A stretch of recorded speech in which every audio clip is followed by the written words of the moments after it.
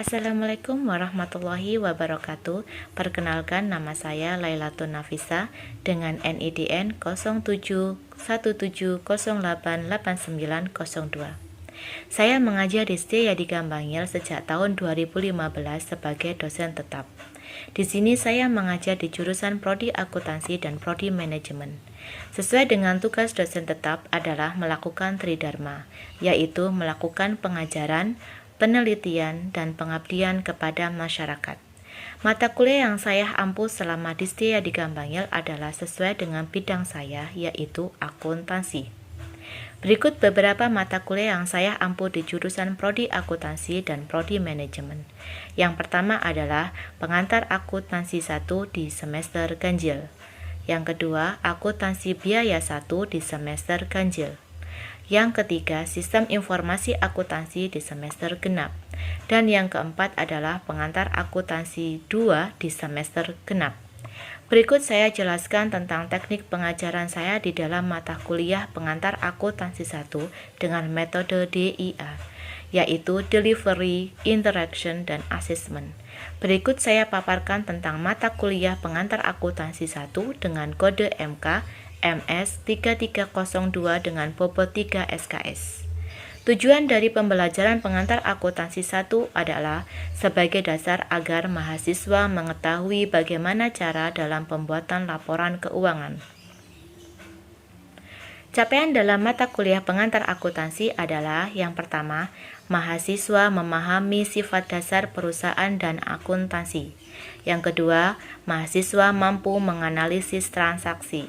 Yang ketiga, mahasiswa memahami proses penyesuaian dalam akuntansi. Yang keempat, mahasiswa mampu menyelesaikan siklus akuntansi. Yang kelima, mahasiswa memahami sistem akuntansi. Yang keenam, mahasiswa memahami akuntansi untuk perusahaan dagang. Dan yang ketujuh, mahasiswa memahami persediaan. Berikut saya jelaskan tentang metode DIA. Yang pertama, delivery, yaitu buku yang saya gunakan adalah Carl Warren dengan kawan-kawan dari Adaptasi Indonesia dengan edisi 25 pada tahun 2016. Dan referensi lain yang saya gunakan adalah Al-Haryono Yusuf, Dasar-Dasar Akuntansi Jilid 1 edisi ke-7. Penyampaian materi pembelajaran dengan ceramah, presentasi, latihan soal, dan kuis. Yang kedua adalah interaction. Dalam masa pandemi ini, kita melakukan pengajaran secara daring, yaitu melalui Zoom Meeting, Google Classroom, dan WhatsApp Group. Lalu, saya juga melakukan cash method dengan cara pemberian soal atau pembahasan soal dan kuis. Yang ketiga adalah assessment, yaitu saya akan melakukan evaluasi materi yang selama ini saya ajarkan, membahas bobot nilai dalam mata kuliah saya, yaitu kehadiran 20%, tugas dan keaktifan 30%, UTS 20%, dan UAS 30%. Reward yang akan saya berikan adalah berupa penambahan nilai bagi mahasiswa yang aktif di kelas, tepat waktu dalam pengumpulan tugas, dan mahasiswa yang selalu hadir dalam mata kuliah saya. Untuk punishment yang akan saya berikan adalah pengurangan nilai tugas jika tugas diserahkan terlambat atau tidak sesuai dengan waktu yang sudah diberikan. Berikut pengajaran saya di kelas dengan Zoom Meeting. Oke, semuanya sudah hadir. Saya mulai. Assalamualaikum warahmatullahi wabarakatuh. Waalaikumsalam warahmatullahi wabarakatuh. Nah, hari ini malam ini kita akan mendiskusikan. Ini hari pertama kita untuk melakukan pembelajaran ya. Perkenalkan, nama saya Lailatun Nafisa. Saya mengajar di sini adalah di pengantar akuntansi 1 di semester 1. Nah, kita bertemu di sini. Selamat datang di Setia Yadi Gambangil. Nah, untuk kita selama satu semester. Nah, selama satu semester kita akan mempelajari pengantar akuntansi, di mana pengantar akuntansi ini adalah akuntansi dasar ya. Jadi semuanya kalau misalnya ada yang di SMA-nya dulu, ada yang sudah mengikuti. Nah, ini lebih untuk memperdalam lagi. Nah, semoga kita nanti akan membahas satu persatu untuk materi kita. Nah, langsung saja saya mulai untuk pembelajaran kita hari ini, yaitu pengantar akuntansi yang pertama yaitu perusahaan jasa. Nah, kita harus tahu di mana di perusahaan di Indonesia itu ada 3 perusahaan, yaitu yang pertama adalah perusahaan jasa, perusahaan dagang, dan perusahaan manufaktur. Nah, kalian harus bisa membedakan perusahaan jasa itu adalah perusahaan yang melayani atau memberikan jasa kepada pelanggannya. Tidak ada barang, nah, tetapi bisa dirasakan. Nah, untuk perusahaan dagang, yaitu dia memberikan yang namanya menjual belikan yang namanya barang dagangan. Nah, berarti tidak memproduksi. Sedangkan untuk perusahaan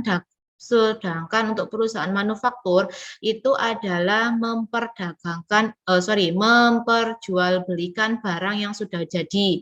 Jadi memproduksi terlebih dahulu, memproduksi dari bahan baku sampai menjadi barang jadi atau barang setengah jadi. Nah, itu baru dijual kepada perusahaan dagang. Nah, oke. Yang pertama. Nah, kita akan membuat yang namanya atau kita akan mempelajari yang namanya laporan akuntansi. Nah, di sini adalah pengantar akuntansi. Ada yang tahu akuntansi adalah?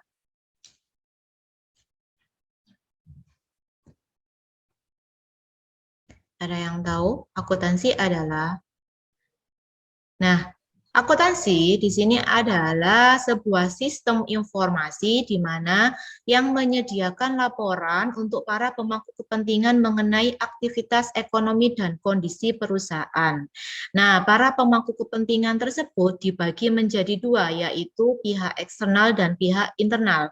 Di mana pihak internal contohnya adalah seperti para pemilik, pemilik perusahaan, lalu bendahara atau sekretaris, lalu manajer.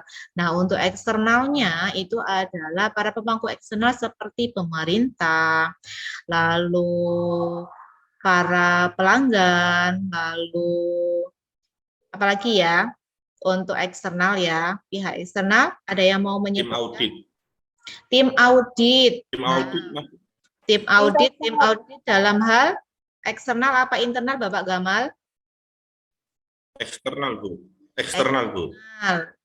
Tim audit untuk eksternal. Lalu? Investor. Investor. Oke, lalu selanjutnya? Distributor. Distributor, pemerintah, distributor, investor, tim audit. Lalu apa lagi? Lembaga pemerintah, karyawan. Nah, lembaga pemerintah dan karyawan. Nah, lalu untuk pemangku internal itu juga disebut dengan akuntansi manajerial. Nah, sedangkan pemangku eksternal disebut sebagai akuntansi keuangan. Jadi, untuk pelaporannya ya, kalau pelaporan untuk akuntansi manajerial itu untuk pemangku kepentingan internal. Nah, jika untuk pemangku kepentingan eksternal itu dengan sebutan yaitu akuntansi keuangan. Lalu tujuan dari akuntansi manajerial dan akuntansi keuangan itu hampir sama, yaitu sama-sama menyediakan informasi yang relevan dan tepat waktu untuk memenuhi kebutuhan manajer dan karyawan untuk pengambilan keputusan.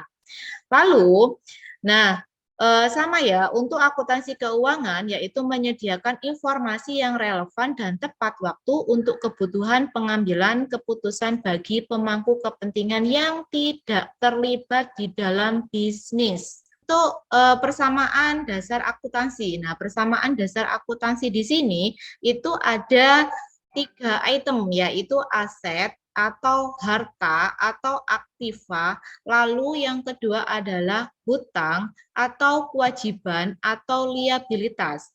Lalu yang ketiga adalah modal atau ekuitas. Nah, aset atau harta atau aktiva itu adalah sumber daya yang dimiliki atau dikendalikan oleh perusahaan.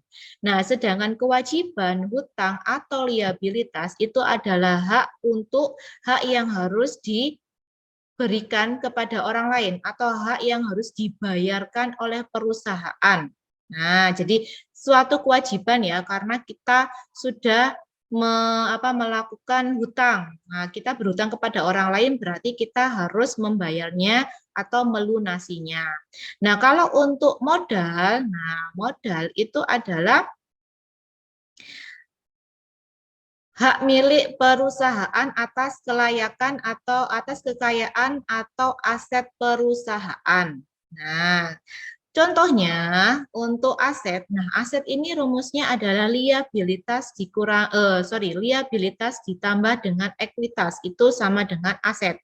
Contoh, Pak Dani mempunyai sebuah usaha konsultan motivasi di mana Pak Dani pada tanggal 31 Desember 2014 Pak Dani mempunyai aset sebesar 800 juta dan liabilitas adalah 350 juta.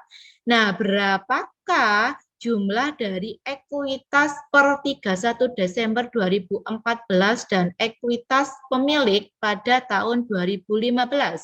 Jika asetnya naik sebesar 130 juta dan liabilitas turun sebesar 25 juta. Ada yang bisa menjawabkah? Silakan. Untuk yang A, per 31 Desember 2014, berapakah?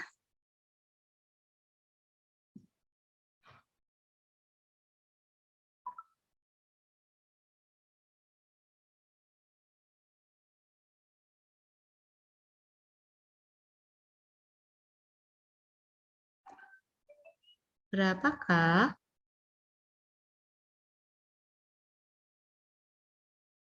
Kita masukkan ya di rumusnya ya. Asetnya adalah 800 juta. Lalu liabilitasnya adalah 350. Berarti berapakah untuk ekuitasnya? Sebesar 450 dari 800 dikurangi 350. Nah, lalu untuk yang B adalah asetnya naik 130 dan liabilitasnya turun 25. Berarti ekuitas untuk Desember 2015 sebesar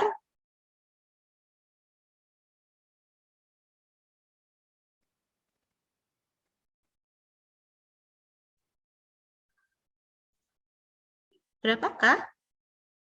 105. 105 untuk ekuitasnya. Yang lainnya? 155. 155 yang lainnya?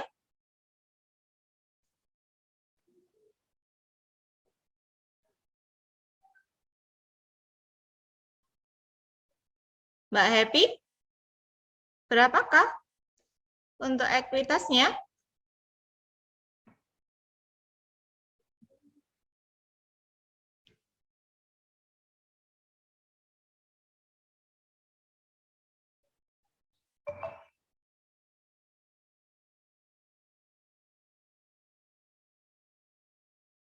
Berapakah ketemunya? Yaitu 155 dari manakah? 115. 115 dari 130 dikurangi 25 juta. 130 juta dikurangi 25 juta. Nah, asetnya naik 130. Lalu liabilitasnya itu adalah turun 25. Nah, 130 karena tadi aset sama dengan liabilitas ditambah ekuitas, berarti otomatis 130-nya pindah ke kanan kan? Berarti jadi plus apa min?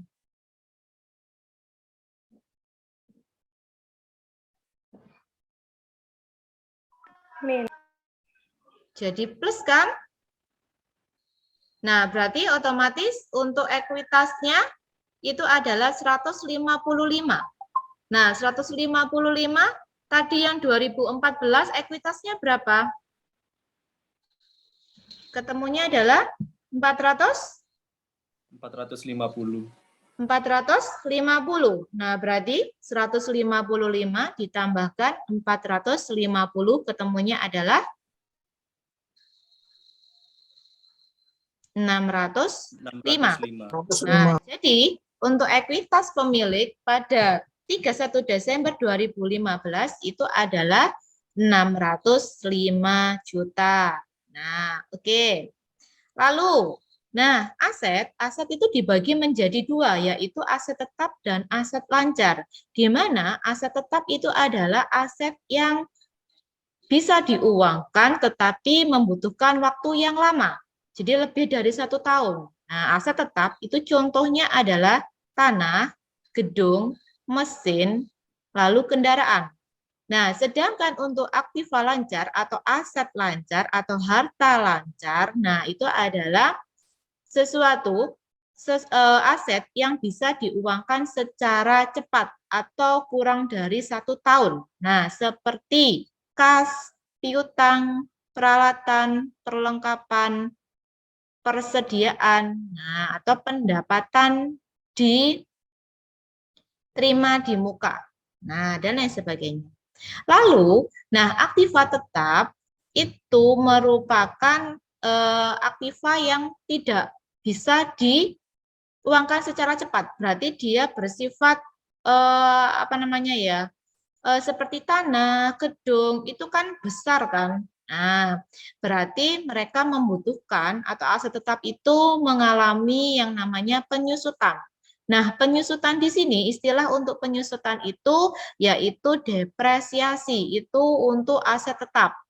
Nah, sedangkan penyusutan itu ada 3 istilahnya, yaitu depresiasi, amortisasi, dan depresi. Kalau depresi untuk penyusutan aktiva tetap. Kalau amortisasi, penyusutan untuk aktiva tetap tidak berwujud. Sedangkan depresi untuk aktiva tetap yang alami atau ada di alam.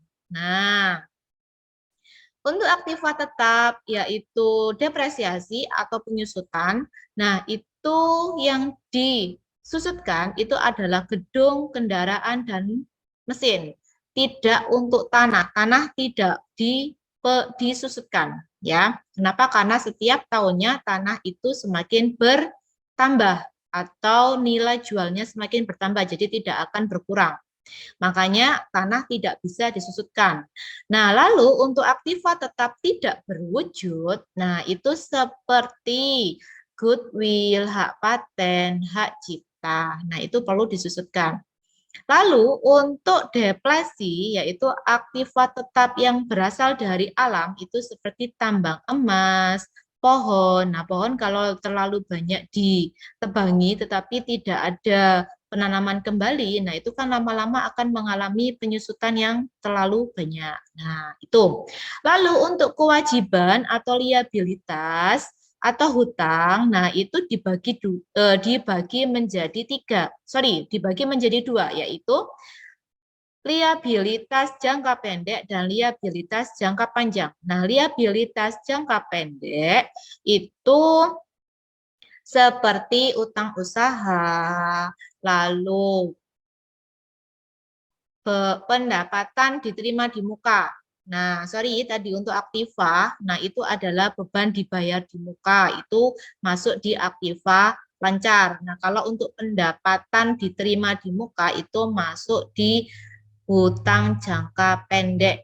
Nah, lalu untuk jangka panjang, nah berarti kewajibannya dalam jangka waktu yang panjang ya, lebih dari 1 tahun seperti utang wesel, utang hipotek, lalu utang bank atau pinjaman bank. Lalu untuk ekuitas sendiri itu adalah modal dari perusahaan atau aset yang dimiliki oleh perusahaan. Nah, kita masuk di laporan keuangan. Nah, laporan keuangan di sini adalah menyediakan laporan-laporan periodik untuk para manajer, investor, kreditor, dan pihak-pihak lain yang berada di luar perusahaan.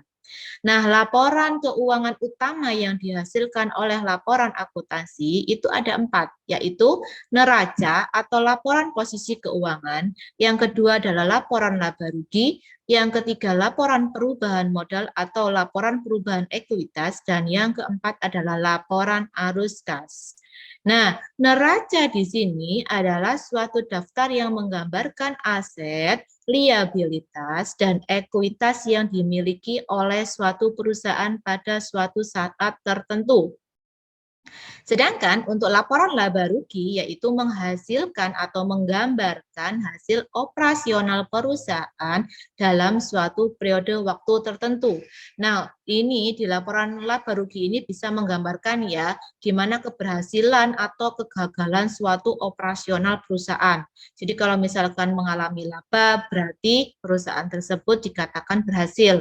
Kalau mengalami kegagalan atau rugi berarti ada yang harus perlu diperbaiki atau ada yang harus perlu dirubah dalam struktur maupun manajemen maupun organisasi yang ada di dalam perusahaan tersebut. Lalu untuk perubahan modal atau perubahan ekuitas yaitu hasil operasional perusahaan yang berupa laba atau rugi. Jika perusahaan memperoleh laba, maka laba tersebut akan menambah modal pemilik. Nah, jika mengalami kerugian, maka rugi mengurangi modal pemilik. Lalu, yang terakhir adalah laporan arus kas yang terdiri dari 3 bagian. Yang pertama adalah arus kas dari aktivitas operasional, yang kedua adalah arus kas dari aktivitas investasi, dan yang ketiga adalah arus kas dari aktivitas pendanaan. Nah, untuk operasi itu berarti merupakan ringkasan dari penerimaan dan pembayaran kas dari aktivitas operasional perusahaan. Sedangkan untuk investasi, nah untuk investasi dan pendanaan jangan sampai salah ya dan jangan sampai keliru. Kenapa? Karena kebanyakan, nah kita harus perlu tahu dulu investasi. Nah, investasi itu adalah laporan transaksi kas untuk pembelian dan penjualan dari aset tetap. Nah, mencakup yaitu tanah, gedung, mesin, kendaraan. Nah, sedangkan untuk pendanaan itu merupakan laporan transaksi kas yang berhubungan dengan investasi oleh kas pemilik, peminjaman, dan penarikan kas oleh pemilik. Jadi kalau misalnya saya menjual gedung, nah hasil penjualan itu masuk di arus kas investasi, bukan di pendanaan. Nah, pendanaan itu berarti dari hasil peminjaman, dari hasil penambahan investasi atau penambahan modal dari si pemilik. Nah, seperti itu ya, bisa membedakan ya antara aktivitas investasi dan pendanaan. Oke, itu materi kita hari ini. Ada yang mau ditanyakan? Monggo silahkan.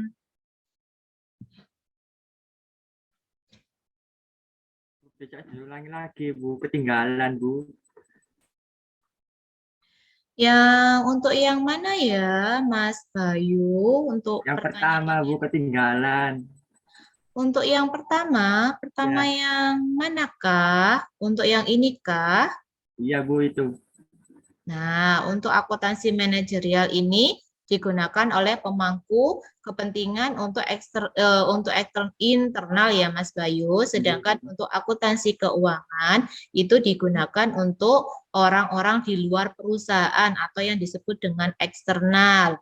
Nah, tujuan dari 2 laporan ini adalah hampir sama, yaitu sama-sama menyediakan informasi yang relevan dan tepat waktu. Tetapi bedanya adalah kalau akuntansi manajerial hanya untuk pengambilan keputusan di internal. Sedangkan untuk akuntansi keuangan, pengambilan keputusan untuk orang-orang yang berada di luar perusahaan. Seperti misalnya investor, lalu pemerintah, lalu distributor, kreditor, dan sebagainya. Begitu ya Mas Bayu.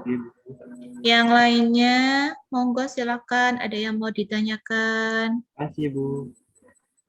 Terima kasih kembali Mas Bayu.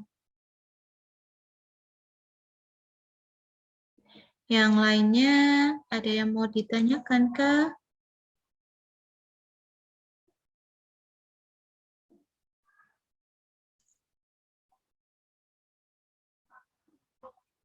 Mas Bagus, ada yang mau ditanyakan, Mas Rian?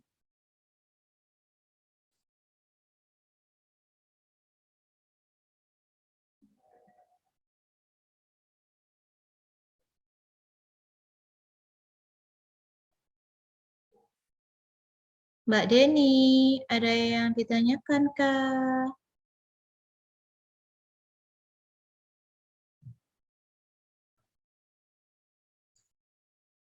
Nah, kalau sudah tidak ada yang ditanyakan, jangan lupa untuk absen di Google Classroom kita ya. Sudah saya sediakan untuk absennya. Lalu sudah saya sediakan untuk tugas hari ini. Ada apakah hari ini di tugasnya? Nah, jangan lupa penilaian saya adalah ada absen, tugas, kuis, keaktifan di dalam kelas, lalu UTS dan UAS. Nah, jangan lupa untuk diperhatikan.